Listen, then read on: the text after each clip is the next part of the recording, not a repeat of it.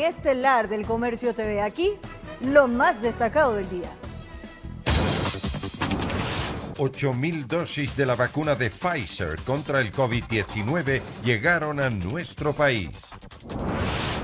Ministro de Gobierno anunció que enviará a la Asamblea un proyecto de ley sobre el uso progresivo de la fuerza.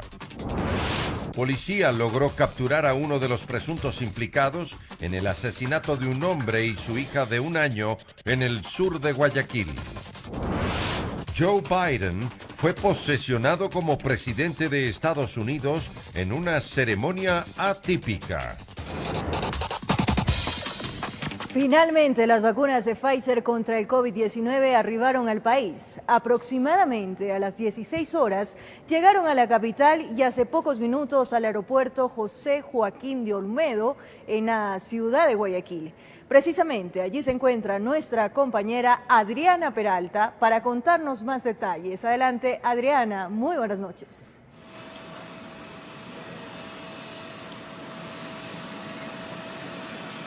¿Qué tal, María Fernanda? Amigos televidentes, muy buenas noches. Sin duda alguna, hoy es un día esperanzador para nuestro país. Aproximadamente a las 4 de la tarde con 30 minutos arribó el avión de KLM que trajo las primeras 8.000 dosis de la vacuna Pfizer contra el COVID-19. Ahí en la capital de la República estuvo la vicepresidenta María Alejandra Muñoz para recibir estos contenedores con las vacunas. Yo en estos momentos me encuentro en la pista de aterrizaje del Aeropuerto Internacional de Guayaquil, donde también ya llegaron los contenedores. Pero primero les tenemos un informe de lo que sucedió allá en Quito. Veamos.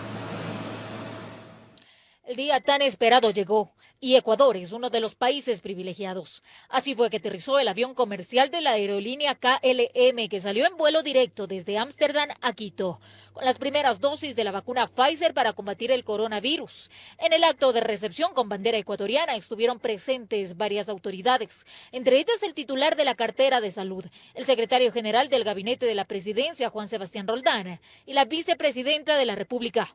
Y hoy es un día de esperanza para el Ecuador. Hoy empieza el proceso de vacunación en el Ecuador. Estas vacunas de forma inmediata entrarán a la capilaridad de nuestro país para iniciar un proceso de vacunación que es un camino de paciencia, de rigurosidad, un proceso de vacunación gratuito y seguro para los ecuatorianos. Muñoz se mostró optimista ante la llegada de las dosis y pidió además a los ecuatorianos no bajar la guardia. La primera fase, que es la fase 0, nos permitirá calibrar ese proceso para estar listos para la fase masiva que empezará en marzo para todos los ecuatorianos. Qué importante lo que estamos viviendo el día de hoy. Cargamento que tras su desembarque fue llevado para ser desaduanizado e inmediatamente entregado al Ministerio de Salud Pública responsable de las dosis. La aeronave tocó tierra ecuatoriana a las 16 horas con 19 minutos, trayendo consigo las primeras 8.000 dosis de la vacuna de Pfizer que serán destinados a personal de primera línea y geriátricos. Informó Marilyn Jaramillo. Abre el paraguas, mi amor, abre el paraguas. Habla. Bueno, también debo informarles que aquí a la urbe porteña aproximadamente a las 18 horas con 30 minutos llegó este mismo avión que inicialmente estuvo en Ámsterdam y aquí podemos ver, bueno, ya se realizó el desembarque de los contenedores con las dosis de la vacuna de Pfizer. Repetimos que en esta semana llegaron las primeras 8.000 que serán distribuidas en Quito, Guayaquil y desde aquí, de la Perla del Pacífico, van a llevar algunas de ellas hacia Cuenca. Esto es de la farmacéutica Pfizer, pero también el gobierno nacional ha hecho acuerdos con otras empresas como AstraZeneca y Oxford, que a lo largo de este año vamos a ir recibiendo estas vacunas. De esa compañía serán 4 millones, de Pfizer en total son 2 millones de vacunas, de la iniciativa COVAX 8 millones. Esta iniciativa COVAX es en coalición con la Organización Mundial de la Salud y recordemos para que se realice una distribución equitativa entre todas las naciones que han sido azotadas por esta terrible enfermedad, este virus, el COVID-19. En total, de acuerdo a lo que dijo el ministro de Salud, Juan Carlos Ceballos, previamente en una rueda de prensa esta mañana, serán 18 millones de dosis para el Ecuador que se han adquirido y que van a ser entregadas a lo largo de este año 2021. Lo que llegó ahora, en este día, forma parte del plan cero, del plan piloto, precisamente para inocular a quienes se encuentran en la primera línea de lucha contra el COVID-19, a esos héroes, los profesionales de la salud, también a los pacientes geriátricos y quienes están a cargo de ellos. Debo resaltar que aquí en Guayaquil estuvo el ministro Juan Carlos Ceballos y el presidente de la República, Lenín Moreno, y en estos momentos vamos a escuchar parte de las declaraciones del primer mandatario. Definitivamente este es un día histórico, sin duda alguna. Aquí estamos asistiendo a la llegada de las primeras dosis de vacunas, lo que puede significar el principio del fin de esta terrible pandemia que ha asolado a la humanidad. El gobierno ha invertido poco más de 200 millones de dólares con el fin de poder comprometer la llegada de vacunas a partir de este momento. Las vacunas están destinadas, como ustedes lo saben, a sectores extremadamente vulnerables y principalmente a aquellos que han estado en primera línea, principalmente médicos.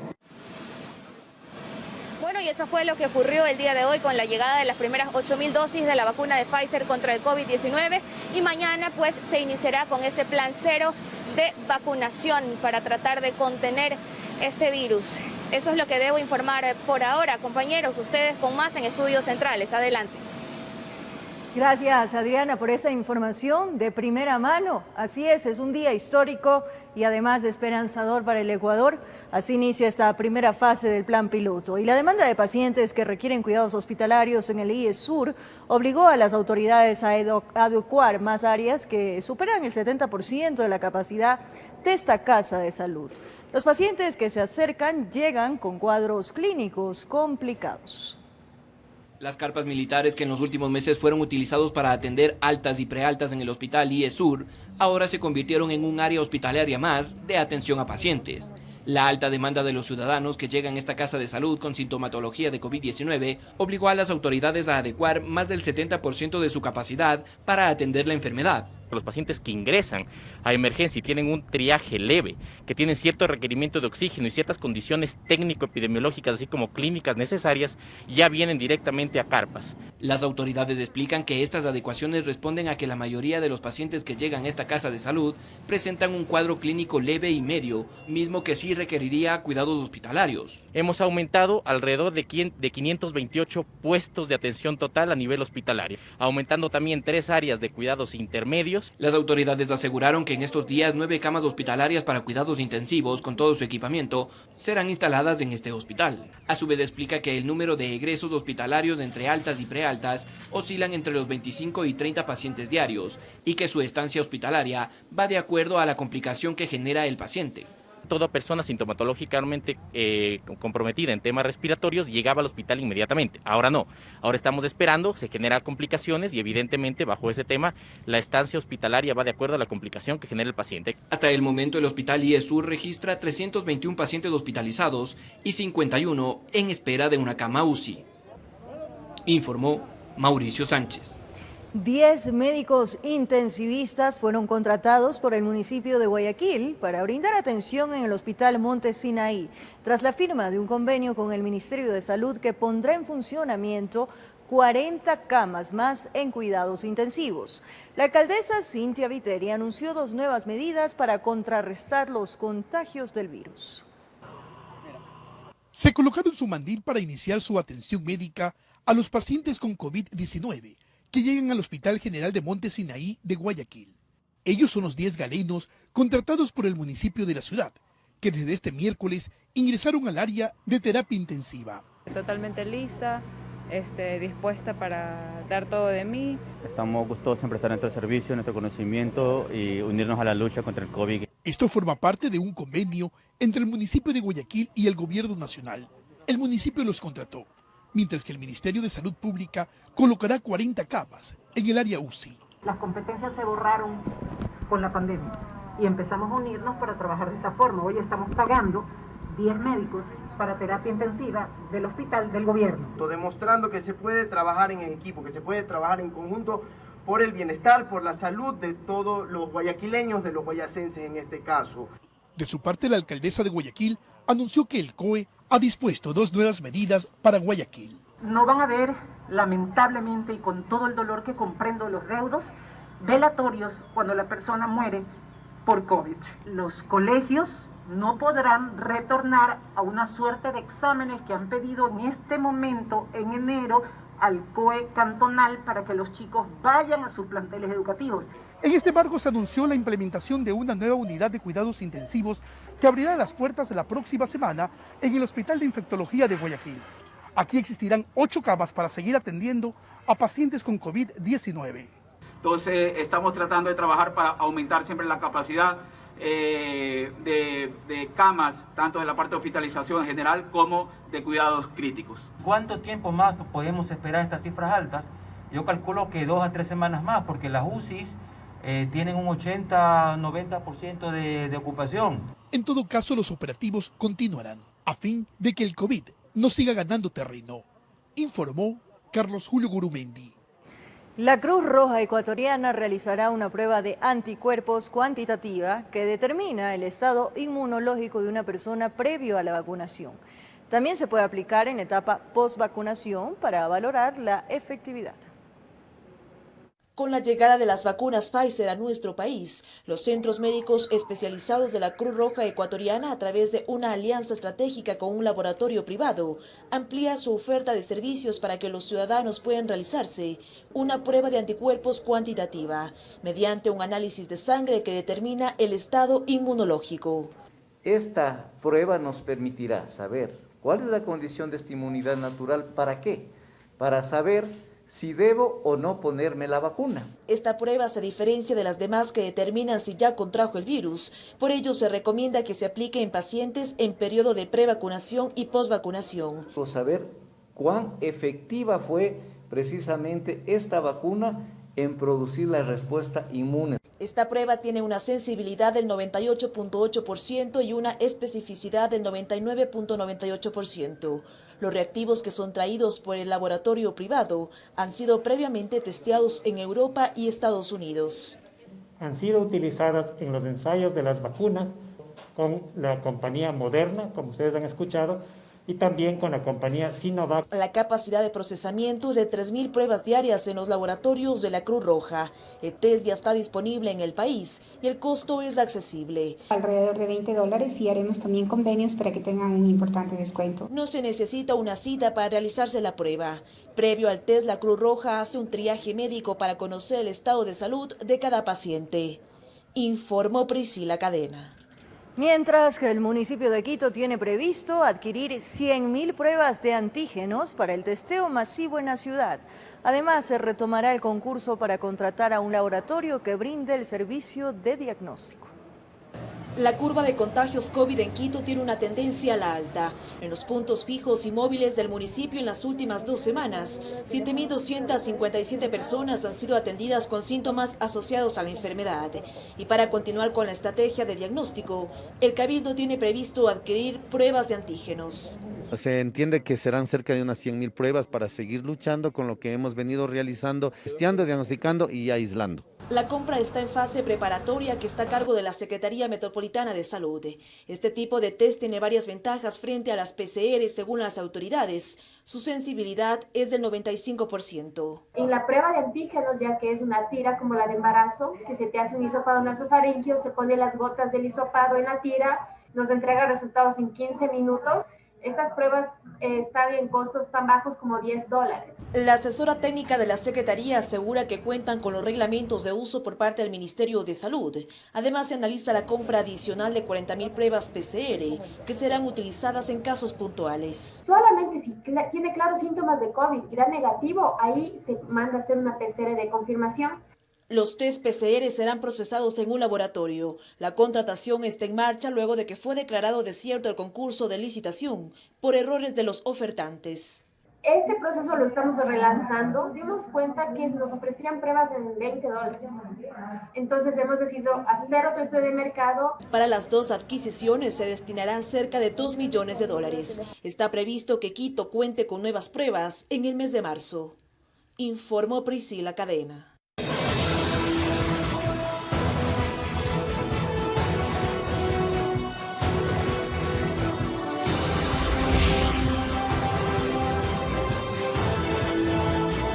El nuevo presidente de los Estados Unidos, Joe Biden, fue posesionado en medio de un ambiente de tensión política, social y económica. De este modo, Biden pone el fin de una era. Antes de la toma de posesión, Joe Biden junto a su esposa asistieron a una misa católica en la Catedral de San Mateo en Washington para dar inicio a sus 4 años de gobierno. Aquí estuvo acompañado de líderes republicanos y demócratas del Congreso, un símbolo estadounidense a horas de su nuevo mandato. Ya concluida la misa, Biden se trasladó al Capitolio para dar inicio a la ceremonia atípica, sin multitudes y rodeado de miles de militares. Poco a poco llegaban sus invitados de honor, entre ellos el expresidente Barack Obama, Bill Clinton y George Bush, cada uno con sus damas. Fue entonces que alrededor del mediodía el momento tan anhelado llegó. Joe Biden juramentó como el presidente número 46 de Estados Unidos.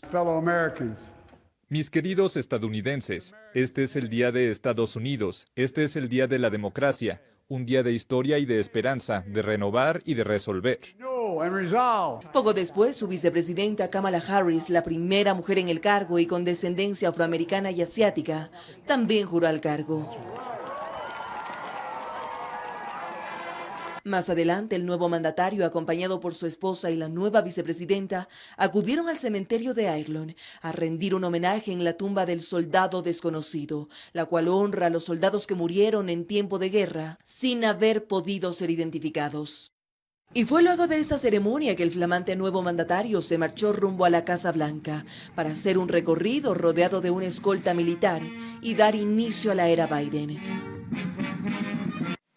Horas antes de todos estos eventos, el mandatario saliente Donald Trump celebró un breve acto de despedida con sus seguidores, agradeciendo a su equipo. Además, declaró que el país, gracias a su gobierno, tuvo la mejor economía y deseó suerte al nuevo mandatario.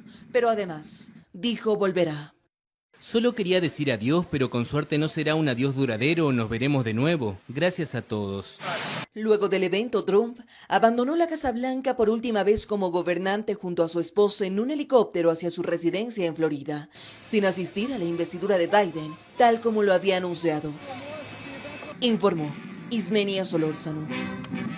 Ya juramentado, el demócrata Joe Biden firmó los primeros documentos como presidente de los Estados Unidos. Las medidas revierten políticas de su predecesor, Donald Trump, en áreas como el cambio climático, la inmigración, la justicia racial y la pandemia de COVID-19.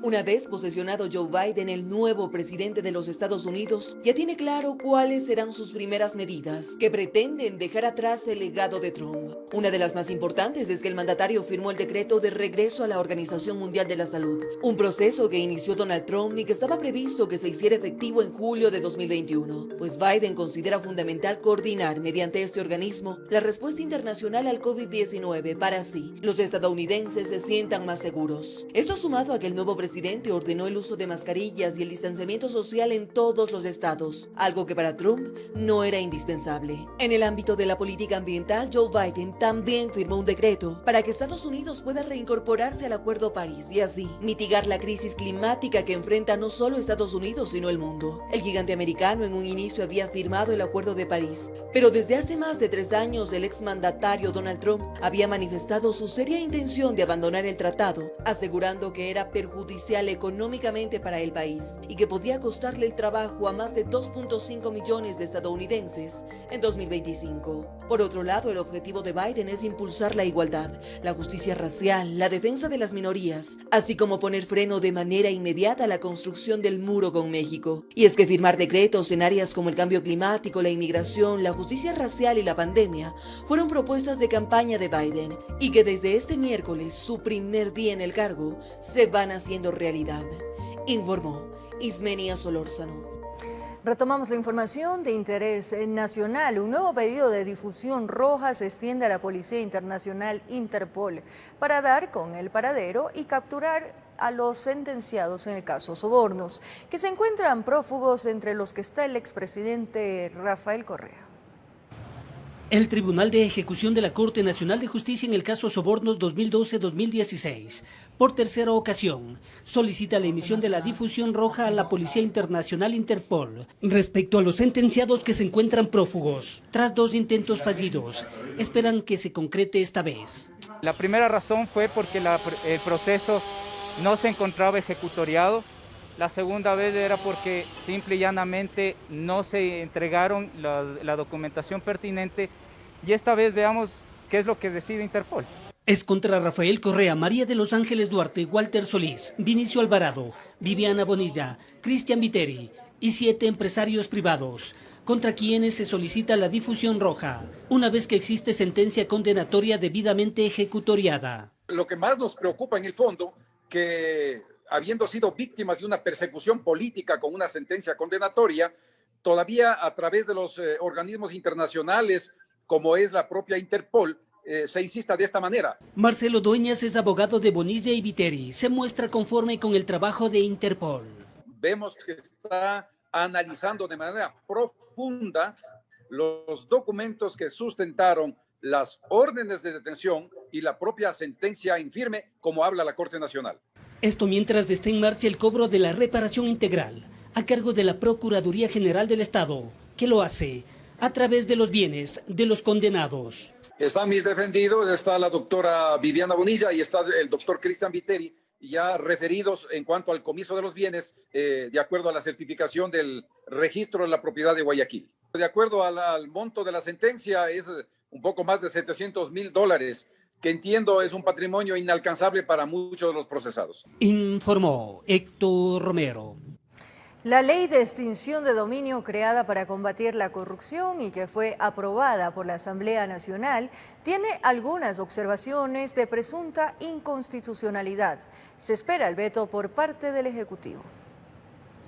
La Asamblea Nacional aprobó la Ley de Extinción de Dominio, una herramienta que permite al Estado recuperar bienes que hayan sido obtenidos de manera ilícita o sin justificación. Sin embargo, sobre el texto existen varias observaciones de presunta inconstitucionalidad, como que la ley sea de carácter retroactiva. Se supone que la ley rige para lo posterior, rige para lo venidero y no se aplica a casos previos. Algo a lo que contradice el ponente de la ley, Raúl Tello. Si alguien obtuvo un bien hace 10, hace 15, hace 5 años o hace 1 año, no puede reclamar derecho de propiedad privada sobre ese bien cuando fue obtenido ilícitamente. ¿Por qué? Porque la Constitución no ampara, ni el Estado ampara derechos obtenidos ilícitamente. Otro de los puntos en cuestión es que la ley tenga una característica de imprescriptible. Eso tiene que estar en la Constitución al constituir una limitación básicamente al derecho a la tutela judicial efectiva. Esto se debe fundamentalmente a la seguridad jurídica, porque no podemos pasar eternamente en una situación de duda respecto de la inocencia de una persona o respecto del patrimonio de una persona. Dicha norma pretende actuar directamente sobre los bienes y no sobre la persona, por lo que no haría falta una sentencia ejecutoriada. El Estado le quita los bienes a una persona bajo sospechas del cometimiento de un delito. No es que hay un proceso penal que es para determinar la responsabilidad de una persona, no. Aquí la gran pregunta es, ¿qué pasa si es que en un proceso penal esa persona procesada o ese exfuncionario procesado, por ejemplo, llega a ser confirmado en su inocencia? Es decir, no se halla responsabilidad penal, no cometió peculado, no cometió enriquecimiento ilícito. ¿Qué ocurre en esos casos? Y resulta que usted paralelamente, sin necesidad de tener la condena ejecutoriada, ya usted le ha retirado, le ha privado del dominio. Ahora el proyecto pasa a manos del Ejecutivo, quien tiene un plazo de 30 días para allanarse o vetar la ley. Informó Valeria Navarro. Más adelante, policía capturó a un sospechoso en el asesinato al estilo sicariato de un hombre y su hija de 1 año en la ciudad de Guayaquil. Estos comicios generales tienen un nuevo participante. Se trata del Movimiento Amigo, que para su estreno presenta la candidatura presidencial de Pedro Freile, un quiteño de 49 años con una ambiciosa propuesta económica a corto plazo. Entrevistamos a Pedro Freile en la tribuna de los Chiris en el norte de Quito, pues considera este espacio como una trinchera en el activismo social al que está ligado desde hace 5 años. Este es el lugar en donde comenzó todo, es nuestro origen, nuestro hogar en términos políticos. Este abogado quiteño de 48 años es uno de los nuevos rostros que tendrá la papeleta electoral. Su aspiración de llegar a Carondelet, dice, está vinculada a su anhelo de cambio y acción. Porque estamos viviendo ya los síntomas graves, terminales de un sistema que está colapsando. Así que nos vimos en la necesidad de permear las líneas del sistema. Tomamos el control de un movimiento político y teniendo plan y teniendo el vehículo, sería irresponsable no actuar como lo estamos haciendo ahora. Su plan de gobierno, manifiesta, está basado en el sentido común. Por ejemplo, en el manejo del petróleo y la renegociación de los contratos con China. Nosotros hemos diseñado un plan de 10 meses de trabajo para reorganizar la contratación petrolera del país, que al 10º mes nos permita tener la misma cantidad de petróleo que estamos produciendo, liberada de compromisos previos, para poder poner de pie la economía muy rápidamente. Voy más de 20 años trabajando en la industria, sé lo que funciona, sé lo que no funciona. Dice que permitirá la apertura para la inversión extranjera, pero no solo para el sector petrolero o minero, sino también para la banca. No a uno, a muchos bancos de otras jurisdicciones que buscan países como el nuestro que todavía tienen moneda dura y que tienen unas tasas de interés y unos costos muy altos y que ellos podrían bajar. Asegura que promoverá una reforma laboral que dé posibilidad al trabajo por horas y explica. Vamos a generar un sistema de contratación que le permita a los ecuatorianos que en la pandemia se han dado cuenta de la tragedia que es no tener trabajo, trabajar aunque sea 1 hora al día, que es mejor que no trabajar ninguna hora al mes, y poder ahorrar con esa hora de trabajo para la cesantía, para la vejez o para la enfermedad. Esta reforma iría de la mano con otra en el ámbito educativo. Les va a dar habilidades técnicas a los jóvenes para que puedan integrarse rápidamente al mercado productivo. También buscará reducir los impuestos y con los ingresos que se genere plantea una renegociación de deuda tanto interna como externa. Vamos a devolverle primero el dinero de la seguridad social como eje rector de la cadena de pagos local, interna de la economía. Vamos a tener un trato diferente y vamos a poder alivianar esa carga de la deuda externa que hoy pone encima de los hombros de cada ecuatoriano cerca de $24.000 por el hecho de ser ecuatoriano nada más. En temas sociales, dice que fomentará la solidaridad y esto empezaría con quienes reciben los bonos de desarrollo humano. Les vamos a dar acceso a ser solidarios con el sistema. Parte de lo que hoy reciben como bono de desarrollo humano va a pagar los costos de su aseguramiento en salud. Respecto a la salud, plantea la posibilidad de que el Ecuador sea productor de la nueva vacuna para el COVID-19, siendo pionero en la región. Nosotros estamos planteando la necesidad de que el Ecuador utilice infraestructura ociosa que tiene, por ejemplo, en el Aromo, para crear una zona de desarrollo económico especial para empresas farmacéuticas. A ellas estamos dispuestos a ofrecerles 15 años de cero impuestos, llámense estos prediales de impuesto a renta, lo que sea, a cambio de que vengan y fabriquen aquí las vacunas, vacunen a toda la población del Ecuador. Eso nos va a generar además la dinámica de trabajo, van a generar consumo de servicios, consumo de logística, le van a dar trabajo a ecuatorianos. El Movimiento Amigo postula a las elecciones solamente el binomio presidencial y sobre la gobernabilidad asegura que no dudará en ir por alianzas, pero por lo pronto no piensa en eso. Nuestro plan económico, de hecho, para implementarse no requiere de la participación de la Asamblea, necesita de la voluntad política y del riesgo con el que nosotros nos vamos a exponer. Con cámara de Nanguano, informó Carolina Basante. A continuación, conozcamos más de las propuestas de campaña del candidato Pedro Freile. Ha pasado demasiado tiempo desde la Revolución Juliana, hace 95 años, para que los ciudadanos tengamos esta oportunidad de pasar de la calle a la propuesta, de la protesta a la propuesta. Vamos a enfocar nuestro plan económico en lograr 3 efectos sobre la salud, la educación y la seguridad. Empezando por producir petróleo al doble de lo que hoy exportamos en solo 10 meses de gobierno para devolverle todos sus recursos a la seguridad social. Abriendo las fronteras del sistema financiero para bancos privados de otras jurisdicciones que nos permitan a los ecuatorianos tener crédito verdaderamente barato, permitiéndoles a los bachilleres tener habilidades técnicas para incorporarse productivamente a su vida económica lo más rápidamente posible y permitirle a toda la economía ponerse de pie rápidamente. Hoy necesitamos saber con qué recursos lo hacemos y esa producción a partir de contratos de participación que ya existen en nuestra legislación es crítica. Ecuatoriano, te pido que razones y exijas que te digan con qué. Hoy te pido que votes por ti, amigo. Vota por ti. Ecuador te necesita. En una ceremonia realizada en la Escuela Superior de Policía, el Gobierno Nacional entregó 8.424 armas de fuego. En este marco, las autoridades policiales indicaron que enviarán a la Asamblea una norma para que se garantice el uso progresivo de la fuerza. La ceremonia contó con la participación de las dos máximas autoridades de gobierno. El presidente Lenín Moreno entregó de manera simbólica las 8.424 armas cortas a la policía, 7.200 nuevas y 1.200 repotenciadas, con una inversión de $3.2 millones. Es inadmisible e inhumano que desde 2009 no se hayan comprado sus armas de dotación. Este gobierno lo ha hecho, pensando en su seguridad, en la tranquilidad de sus familias y en la tranquilidad de las familias que ustedes protegen. Que la dotación cubre el déficit de la institución. Los nuevos policías que se incorporarán en marzo tendrán su equipamiento, incluso un número importante de pistolas quedarán en reserva. Todas las acciones que hagamos a favor de la policía nos permiten garantizar la seguridad ciudadana y además garantizar el orden público. Acto en el cual el primer mandatario se despidió de los uniformados y agradeció por el apoyo en la pandemia y en el combate a la inseguridad. Cuando tengan que hacer uso progresivo de la fuerza, háganlo. Háganlo. No dejen de hacerlo en ningún momento si saben perfectamente que se está protegiendo un bien mayor. Siempre tendrán el respaldo de su gobierno. En este marco, el comandante de la policía enfatizó en la necesidad de contar con una norma legal que garantice el uso progresivo de la fuerza, pero siempre respetando los derechos humanos. Es insuficiente el reglamento que tenemos, lo sabemos. Requerimos de una ley de uso progresivo y racional de fuerza. Que la norma legal ya está en manos del ministro de Gobierno para ser remitida al Ejecutivo y luego a la Asamblea Nacional para garantizar el trabajo de los uniformados y de todos los ecuatorianos. Es una nueva norma. Por ahora, el procedimiento de uso progresivo de la fuerza está nombrado mediante un reglamento que se expide mediante acuerdo ministerial. Creemos que ese elemento es insuficiente y necesitamos subirle a nivel de ley. En Quito informó Iván Casamen. La policía logró la captura de uno de los presuntos implicados en el asesinato de un ciudadano y su hija de 1 año en el sur de Guayaquil.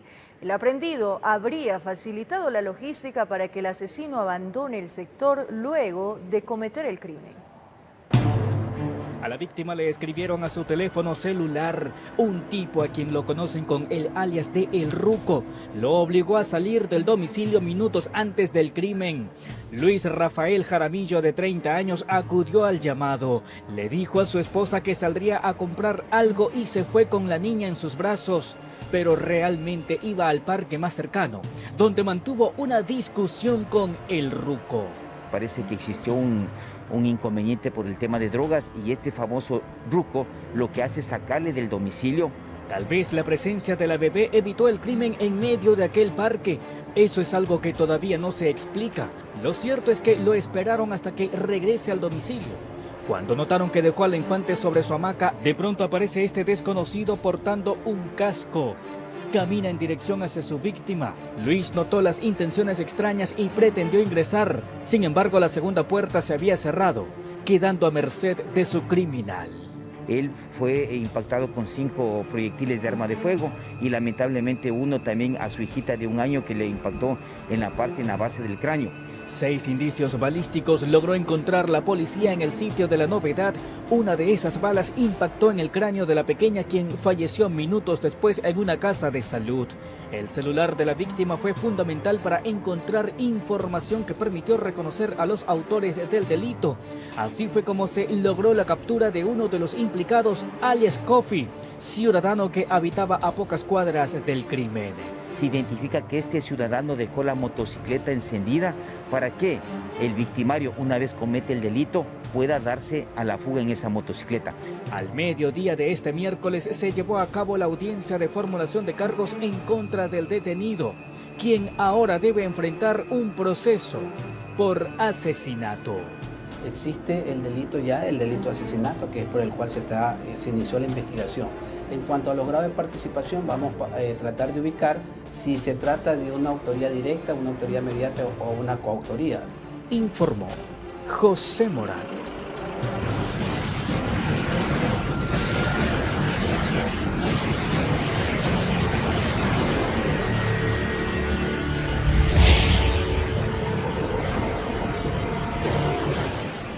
Producto de la pandemia, otro problema enfrenta el país. La deserción escolar, trabajo infantil y violencia son las consecuencias sobre las que actualmente no se tienen registros exactos. Según los expertos, la intervención del nuevo gobierno debe ser urgente.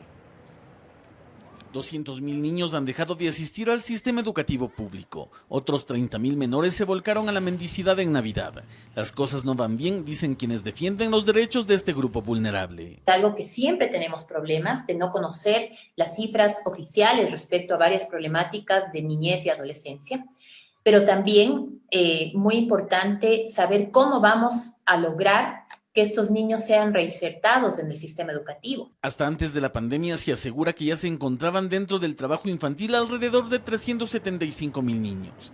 La cifra, aseguran, se ha incrementado. Que no se les ha podido resolver el problema de conexión y de medios telemáticos para estudiar, que han tenido que salir efectivamente o volver al trabajo infantil. Recordemos que ya llevábamos una cifra importante en temas de trabajo infantil antes de la pandemia. La gran mayoría menores de 14 años, es decir, trabajos prohibidos y peligrosos también. De ahí que varios candidatos a la vicepresidencia de la República muestran posibles alternativas para enfrentar esta crisis. Cuando vamos al sector rural, vemos que se eliminaron las escuelas comunitarias. Por eso una de nuestras propuestas es reabrir las escuelas comunitarias, porque las famosas escuelas del milenio quedan muy alejadas y muchas de ellas ni siquiera se terminaron y se cerraron las escuelas. Otras voces como la del vicepresidenciable Alfredo Borrero se suman para que en el caso de llegar a ser gobierno, evitar que la problemática se torne en un retroceso generacional para estos menores de edad. Vamos a luchar contra la desnutrición crónica infantil y la situación de la pobreza en que se encuentran las niñas, los niños y los adolescentes y jóvenes. La pregunta es cómo lo harán. La respuesta, según los entendidos, está en generar políticas públicas que puedan complementarse. ¿Por qué no pueden educarse? Porque están enfermitos, porque siguen con sus pancitas llenas de parásitos y eso les impide que piensen de manera adecuada. Eso va a eliminarse mediante una salud preventiva, con una educación para todos los ecuatorianos y un futuro de empleo para los 17 millones. También con la idea de generar políticas públicas con mirada holística coincide la vicepresidenciable de Democracia Sí, Alexandra Peralta, al manifestar que el empleo en los ecuatorianos es necesario para mejorar la situación de las familias y por ende de los niños, conjuntamente con el acompañamiento del Estado. Nosotros planteamos que del presupuesto del Ministerio de Educación, que hoy gasta 65 millones de dólares anuales, se lo pueda destinar para ya no imprimir libros, sino darles un aparato para que ellos puedan conectarse. Al momento, estas son algunas de las propuestas que mantienen todos los vicepresidenciables en el marco de sus campañas electorales. Sin embargo, confirman los entendidos que su ejecución no puede quedarse en las palabras, pues esto podría traer un retraso para estas generaciones de niñas, niños y adolescentes de al menos 60 años. Informó Javier. En Santo Domingo de los Áchilas, un bus interprovincial arrolló a 2 personas por evitar chocar con un taxi. Los afectados se encontraban en un puesto de comidas cuando fueron embestidos por el pesado vehículo. Parece ser un día cualquiera, en donde en una avenida circulan vehículos sin mayor problema. Pero observe lo que ocurre a continuación. Este taxi, sin motivo alguno, o tal vez para dejar en plena vía a un pasajero, se detiene. Atrás de él viene un bus interprovincial que no logra frenar y por evadir chocarse contra el taxi, arrolla a 2 personas quienes compraban alimentos desde una motocicleta en otro vehículo.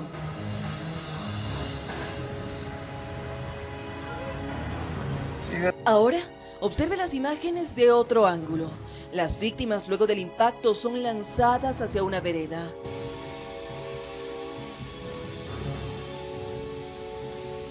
Una vez cometido el hecho, el bus sigue su trayecto, pero un uniformado que estaba en el lugar se sube al taxi para seguirlo y detenerlo.